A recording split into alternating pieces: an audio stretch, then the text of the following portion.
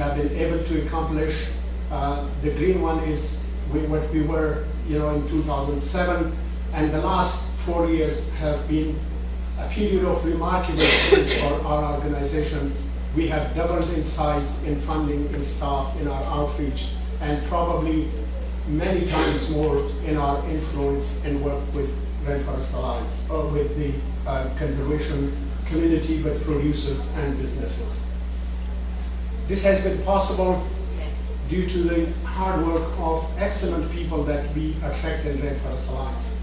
I stand here tall and proud for the people that I have in my team and that I have worked with. Each of them is a legend, and it's a true pleasure to be working with them. Also, we owe a great debt to the committed businesses with whom we have worked and who have taken the message of conservation and are willing to lead the way. That is by way of introduction. And to put this whole discussion in perspective, and why we as an organization chose to organize this workshop here today, because we think that the conservation community and the business have engaged in a blame game for a long time. Private sector has long been blamed as the foe of conservation, and it's not without reason. We know that the landscape is scarred all over for a lot of irresponsible developments that have taken place. But I do not think that we can put the blame in the lap of the private sector alone. Others, including governments and including even conservation organizations, have contributed to that.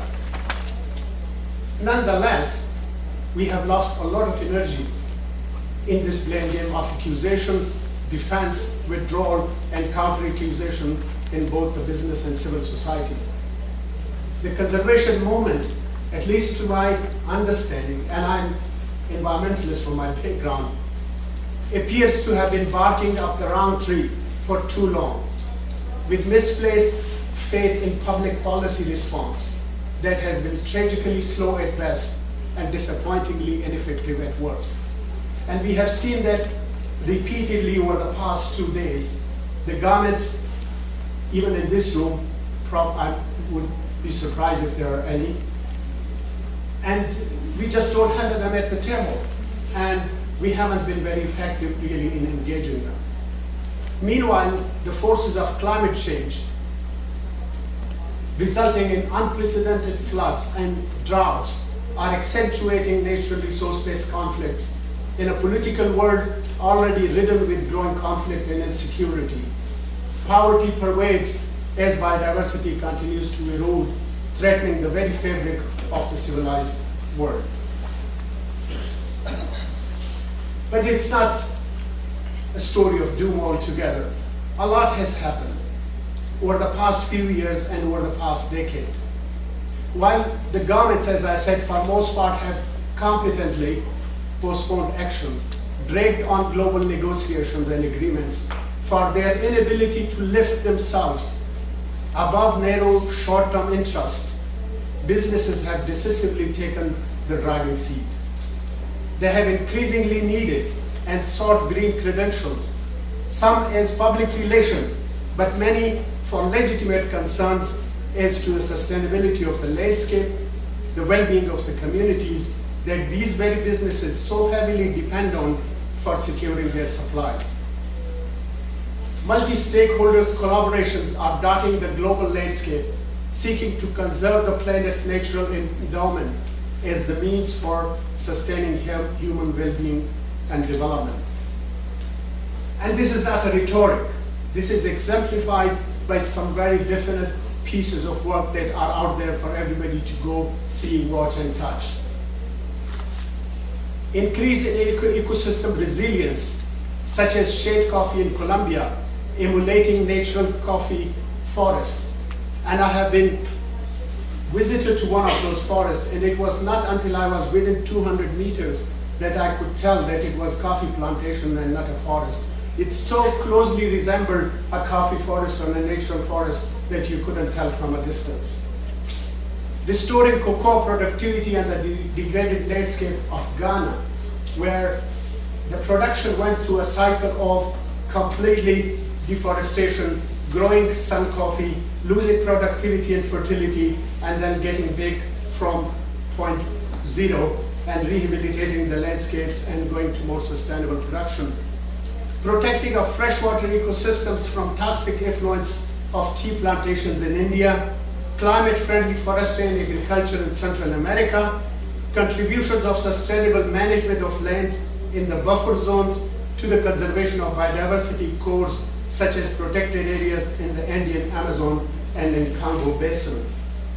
And I take this from the work that we in Rainforest Alliance have been doing with sustainable agriculture and sustainable tourism in the buffer zones and how they have and are today contributing to the protection of biodiversity in the broader sense. But more broadly, not within the Rainforest Alliance experience, if we go beyond that, business leadership has emerged across the sectors. Shell's commitment to responsible oil exploration and net positive benefits to biodiversity is setting a global standard for the oil industry. The oil industry may not change, but the civil society has now the possibility to hold them up accountable. If one industry can do it, why the other cannot?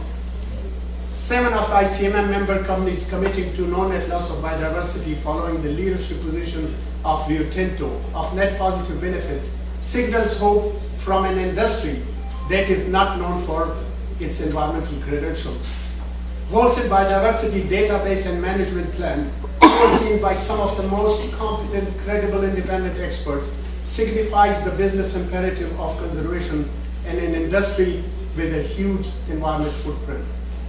Nespresso AAA program has added quality, productivity, and producers' well-being to the sustainability of agricultural production systems. Unilever's commitment to source all its tea from sustainably managed farms has triggered sustainability actions in all tea-producing countries across the world, with a speed and efficacy that no government actions would match. Every leaf of tea produced in Africa is destined to be produced sustainably by 2020, if not sooner. And commitment of Mars, Nestle, and Kraft to source sustainably produced cocoa is putting Africa ahead of Latin America as a major source of Rainforest Alliance certified production systems. In parallel, innovative tools and approaches are being developed across the industry and NGOs to meet the growing demand for sustainable sourcing. Competition within and across the various industry and third-party standards is raising the bar and inducing pre-competition collaboration for greater efficiency and impact. And I say so if you go and look back at third-party standards, fair trade, UTS, Rainforest Alliance, they were very different 3, 4, 5 years ago. They're very close than they ever were. Everybody's learning from the others. And also, while they are competing, they are collaborating at a pre-competition. And the same is true of the industry as well. Industry has come together in different groups, such as the Consumer Good Forum. Underlying these developments is the power of strong and robust sustainable production systems and standards, which are vital to the effective business participation in the conservation movement. FSC, Sustainable Agriculture Network, Responsible Roundtable on Sustainable Palm Oil, and other certification systems are enabling the otherwise elusive notion of sustainability to be practically implemented and measured. And let me pause here. Sustainability is a very attractive thing, but how do you implement it? Each one of us tries to approach it in a different way. And I have been personally in a situation in a project where I was the project director. We had forestry and agriculture and other components. Forestry was desperately trying to conserve trees. And agriculture was promoting potato seed production.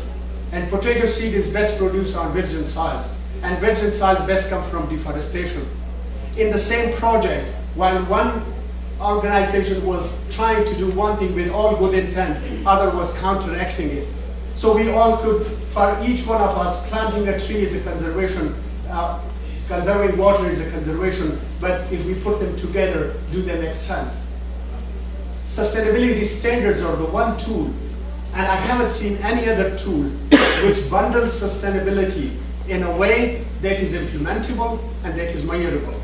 For example, the Sand Agriculture Network Standards has 11 principles, 90 criteria of sustainability, including water, including pesticide use, including indigenous tree planting, including riparian protection, and social equity, and education access, and health access, all bundled in one standard. And that's why I have put my faith, behind this innovative tool.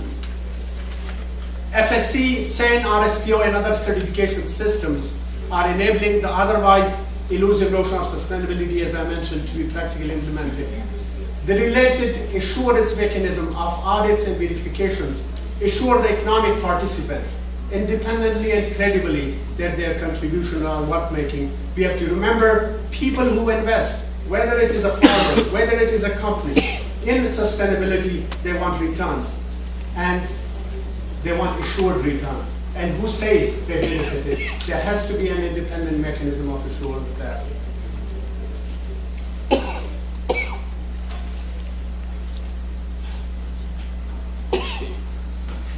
The irony is that while all this looks great and excellent, despite these success stories and demonstrated leadership across sectors, biodiversity loss remains alarming. In the more than 2 decades since the advent of the certification movement, still less than 10% of the world forest and coffee states are certified to be managed sustainably. Will the society need another 200 years to transform the entire production systems? Can we wait? Do we have the time to wait? The threat of loss of tropical forest to biofuel looms large, accentuated by the challenges of food security in a world where the distribution of demand and production potential is extremely uneven and skewed. The challenge then is, and that's a challenge to us as a group today, this hour, and I would hope that we can pool our thoughts together to respond to these questions. What is preventing to scale up mainstreaming sustainability in business, exemplified by so many excellent initiatives? What is holding us back? Do we, as a society, lack a compelling vision? Is it a blurred vision put through a twisted tunnel that obscures foresight? Is it action suffering from paralysis through analysis, that we talk too much and do too little? Or is it the lack of an enabling policy impeding progress? And what other factors are in play? My expectation, and I hope, and I heard your expectations from this workshop are and should be that hopefully we address these and other key questions by practical worldwide experiences that you, as the galaxy of conservation and business leaders today, is richly endowed with and represent. Let the focus be on framing a few high priority recommendations. Let's not go for dozens of them. Let's find what are the 4 or 5 key things we can say to the rest of the Congress here for lifting the roadblocks to leverage business participation in conservation to a meaningful scale.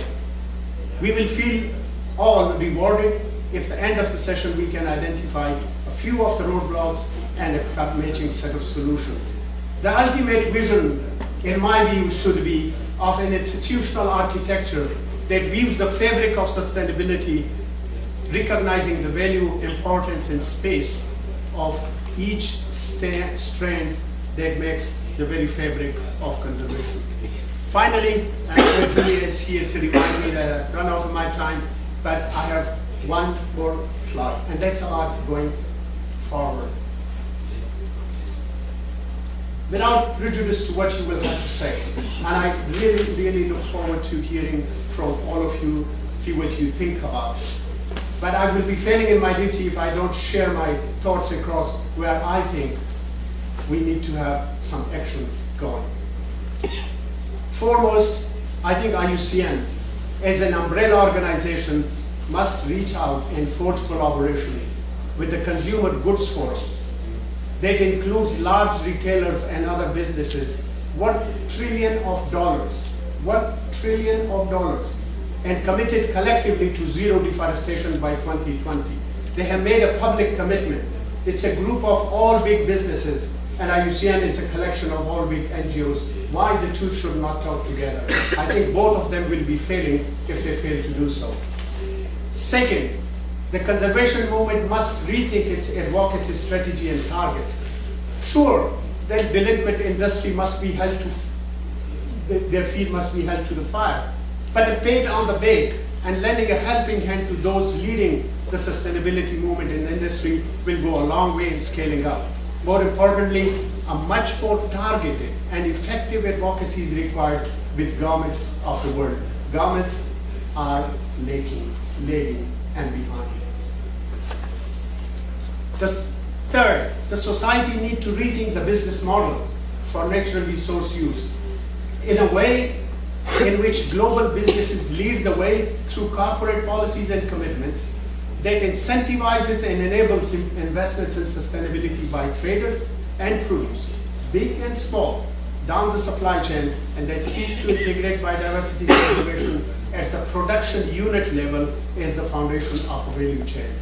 And finally, the dynamic nature of biological production processes, uncertainty associated with returns on investment in natural resource sectors, which are prone to vagaries of nature, and challenges stemming from enforceability of environmental rights on a property warrants that the creation of a more robust sustainability assurance system that can be implemented effectively at reasonable cost across all sectors and all levels of operation. This is not a call for one size fits all. Instead, the call is for a composite system of standards, tools, and approaches that operations of various nature and sizes can choose from, matching their needs. That brings me to the end. Thank you very much for your patient hearing. Thank you very much.